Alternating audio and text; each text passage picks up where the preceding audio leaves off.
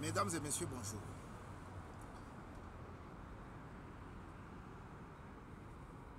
Vous êtes sur BM News pour votre information. Nous allons parler et à la fin, nous allons essayer de donner notre point de vue par rapport à cet incident qui a provoqué la mort d'hommes. Il y a eu mort d'hommes. Cette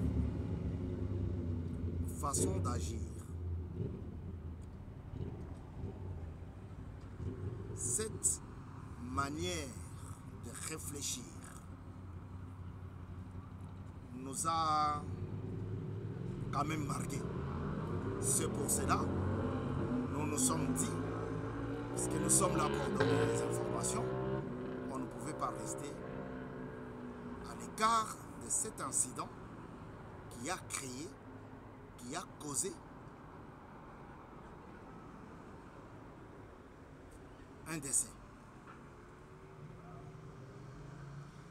Un décès pour lequel nous sommes incapables de donner la qualification à ce décès-là, à cette mort-là. Est-ce un décès? Est-ce un meurtre? Est-ce un assassinat? Est-ce une mort naturelle? On ne sait pas. Alors, de quoi s'agit-il? Il s'agit de notre première dame, excusez-moi maman, notre première ministre. Vous voyez, hein, première, hein, donc, notre première ministre, Madame Judith Soumino Tuluka. Moi j'aime bien prononcer Tuluka. Maman Tuluka ici à Paris. Dieu change le mal en bien. Alors, on nous fait voir que la dame rentrait chez elle après le travail. Et là-bas, elle s'est retrouvée dans un embouteillage. Un embouteillage monstre. Un embouteillage, il y a Kafu Kafu.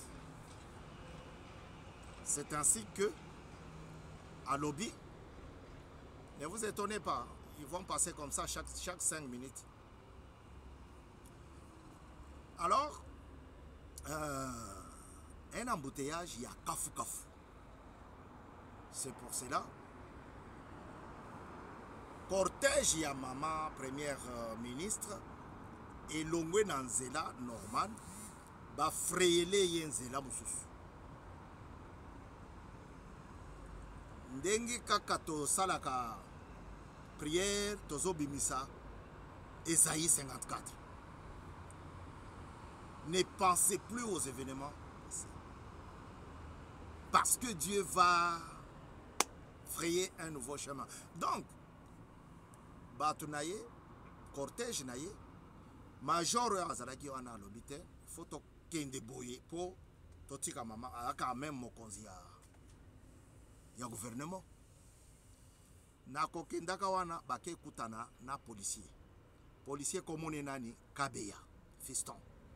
Kabeya Fiston na ndenge ayekoleli musala à l'hôpital. Quiconque viendra dans l'autre sens, il ne passera pas. À s'opposer. Pas opposition, coquille vide, toza nango lelo, na mboga na biso. Mais lui, il s'est opposé à ce que le cortège qui venait ne puisse pas passer. C'est ainsi que, accrochage et bandioine, puisqu'on laisse entendre que un des policiers qui était avec Madame Tuluka a été voir. Donc, c'est-à-dire échange de paroles et Zalakiwa.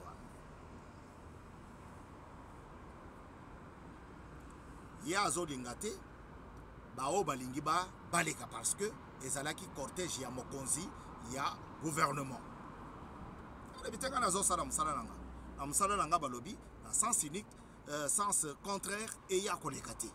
parce que ekomi mo mesano na Kinshasa mokonzi ya mboka landa ngai malamu parce que yo nde nazobetela lisolo yo moto yebi batramoe. Alors bakangi ye mokonzi major mokonzi o azalaki na cortège ya mama na biso première ministre madame Tuluka akangi PCR o azalaki ko sala trafic na nzela. Yo oza kosopose yaka bakotie na mutuka na frappe mbala moko.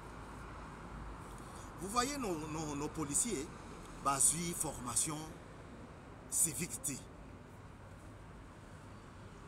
Policier mingi bayebi musala na bango na théorie te. Na théorie okomemaye akozwa eloko te, échec. Bango baye koli na pratique.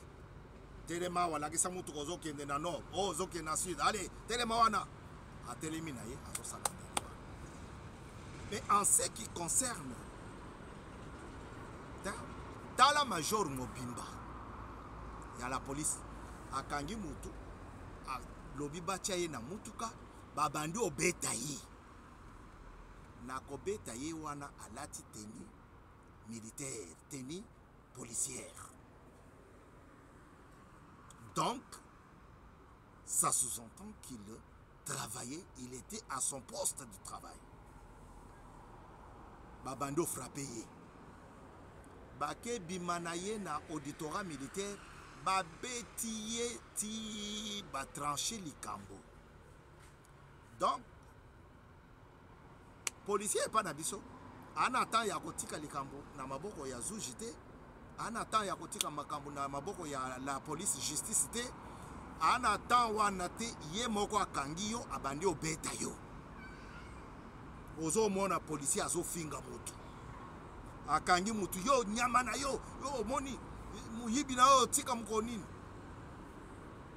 Or que musala ya la police ezali wana te, ezali ya kobatela na miyibi na batu malamu na ba criminel na biloko na bango. Ba memi mwana mobali ya batu monsieur Kabe ya Fiston na kasho abetamaki lokola nyoka. Je n'étais pas là. Je suis un journaliste qui vous raconte ce qui s'était passé. Maman Toluka a tourné. Qu'est-ce qui s'est passé au juste? Moko ya la police, ya ba policier à lobby. Oh maman, tango tozaki wana mutu wana banda kofinga yo. Mais bino boza na kati ya voiture. Wana c'est maman, c'est l'analyse ya maman Tuluka. J'ai entendu par-ci par-là. Maman Tuluka lobi ko. Mais yo yebindenge nini parce que mutu wana azalaki libanda bino bozaki na kati ya mutuka. Et puis ce n'est pas n'importe quel mutuka. Ça va mituka blindé. Et ça va mituka sophistiqué. Eza na malili na kati ba vitre eza komata.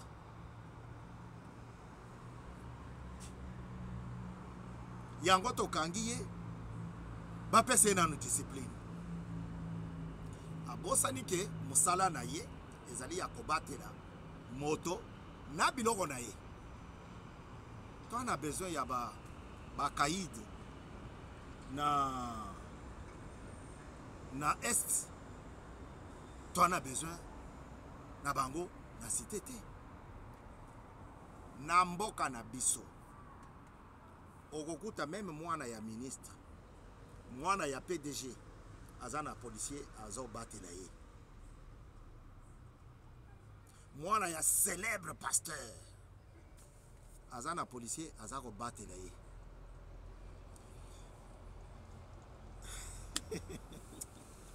Mais ce qui total effectif nyonso wana bazo sila na bango na ko batela ka batu bisika o il faut pas babatela mbongo nyonso ezokende ezokota na kotindaka ale yo oza na 3 policiers yo oza député moko ana 4 policiers epa na ye 3 policiers or que tozali agressé mokonzi ya mboka tozali agressé. Vous pouvez compter mokonzi ya mboka nde nazolo vous pouvez compter comme ça 10 à 15 000 policiers qui sont éparpillés pour garder les gens, les personnes, privées ou civiles, civiles ou militaires. Eza malamu te. Kondo Tshisekedi mentor na yo, papa na yo biologique, alobaki soki IDPS a eu pouvoir toko bande la formation militaire. Papa osali ba bénéfice belé. Tale la biso likambo. Tala lelo ekweli mama première ministre. Oyebi nini batu ya Kabila bazoloba nini? Batu ya Kabila balobi boye. Mutu na biso asalaka likambo moko oyo bakanga ye batia ye na prison. Intel asala boye bakanga ye batia ye na prison. Ministre provincial moko asala likambo soki Dali soki nani? Dali soki bakanga ye batia ye na prison. Donc tolingi tomona mama Suminwa na prison. Toko suka wapi? L'air bakokanga ye susu premier ministre. Et comme lokola likambo ya kamera te yo si omona mutu bakangi directeur ya cabinet na ye alobaka te mama Suminwa aza na ngambo mais ce qui est étonnant et ce qui fait que la situation soit prise d'une façon, c'est la manière dont le dossier est géré. L'auditorat militaire et Paiwapi, Papa Wana, Kabeya Fiston, Akufeli, Yende Moutou, Akosala sous enquête. Papa, Tolingi Tozong a un dossier, donc là, il y a deux honorables. Honorable Akufagi o babomagi na Kinshasa. Tolingi bongote. L'auditorat militaire ne peut pas être juge et partie.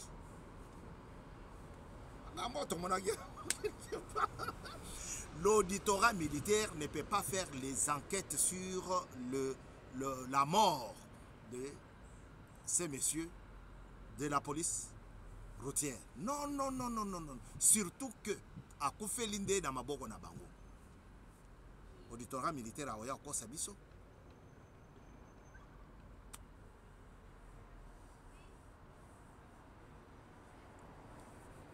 Papa ndenge olobaka kaka ke oza mutu ya kimia, oza mutu ya bwanya, sale la bwanya na yo, tala likambo madame. Po lelo bazo senga mama première ministre a démissionné. Lelo bazo senga mama première ministre à Kota masolo ya vungule quand bien même ndeko mutamba bongisi moi eloko kuna mais à Kota kaka ce n'est pas possible, il faut se prononcer puisqu'il y a eu mort d'homme. Maintenant notre point de vue, papa au sali bénéfice national et belé.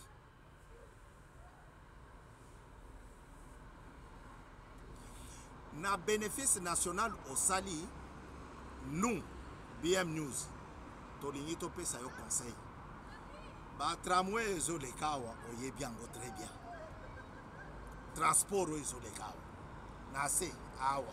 Kala mingi te ezo ya oleka. Oye biango très bien. Avec 5 millions, avec 20 millions, au coach de Bisoba, ba tramway oyo na Kinshasa.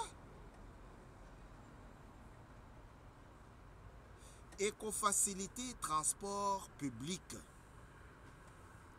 Ba bus wana ozo sombe bele 500 bus. Bazo banda koyiba kaka ba pine, ba boulon centre, ba plaquette, bazo yiba kaka na bateau baza. Nous sommes un pays qui était assis sur la corruption. Akoyiba akoya kotegela kaka entreprise moko wa. En complicité na bakonzi na ye. Tramway yango. Ezo mema batu ata 400 balamoko. Chaque 3 minutes na tongo ezo ya koleka. Bisika musu chaque 2 minutes ezo ya koleka. Papa Félix Antoine Tshisekedi Tshilombo oyebi biloko oyo nazali kosenga yo okanisa ochela biso biloko oyo pona transport na Kinshasa. Nape na sengi trop. Lobi na sengi apesa mbongo na mema mukanda na ye. Puisque le président a publié un livre ici à Paris. Édition VA. Édition VA. VA. Édition VA. Le président a publié son ouvrage là-bas. Mais, à ma grande surprise, même les gens de la fonction publique ne savent pas que le président a publié. Tala ero wa mibale nazo senga yo. Eza hotale na biso likambo ba tramway ya liboso na senga yo pesa ngai mbongo makoki ya transport. Ngana lingi ya transport. Ya kolia te transport na memaka livre na yo na memango na Mpweto na memango na Baluba Shankadi na memango na Norubangi na memango na nini na Kizamvwete na batu nyonso to wana bayebi te ke okomi. Atangi na nga kombo ya mutu te. Batu ya communication na yo. Na pesi bango Tchigero. C'est eux qui devraient faire ça. Bon, peut-être balobi que non. Mukulu badiazo ya ye musala. Akende ko kabola livre ya mokonzambo. J'ai aussi les miens. Tango nazo kabola ya yo na PSP yangai. Nazo kabola ya yo na PSP yangai. À très bientôt sur BM News. Tolingaki justice état de la biso likambo ya mama Toluka. Talaba tramway. Na butu boy chaque 10 minutes. Ceux qui sont commis à 23h, chaque 15 minutes, moko eleki. Avec 400 personnes. Si vous avez un moutou, comme tu es moutou. Maman Toluka est bien, très bien. La Belgique. Bossale la biso biloko yo. Tracasserie à transport en commun et Kosila. Moko elongwe Victoire Zandu. Mususu elongwe Kitambo magasin Zandu.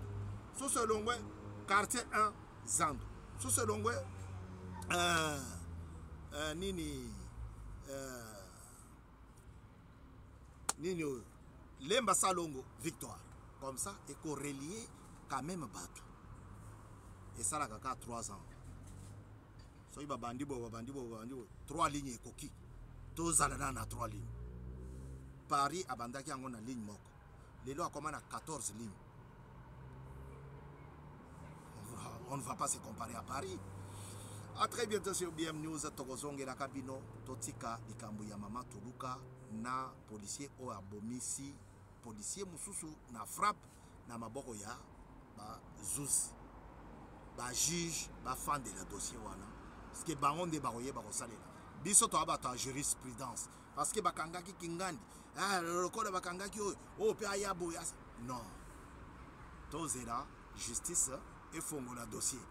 Très bientôt sur BM News, minute de c'est qui. Je vais saluer quelqu'un, Oyo Azali, na anniversaire na Lelo, na Tange Libino, Kabongo, Munda Mpanyima. Kabongo, Munda Mpanyima, Jambo, Dengambo, Dengambo Wango. Hein? C'est ça, hein? Dengambo Wango. Je ne sais pas Kadima, Jansi Kadima qui parle Saïdi comme s'il parlait Tchinoba. Voilà. Kabongo Munda Panima. Joyeux anniversaire. À très bientôt sur BM News. Nous pensons que vous allez regarder ceci et ça vous fera d'énormes plaisirs. Très bientôt. Ciao.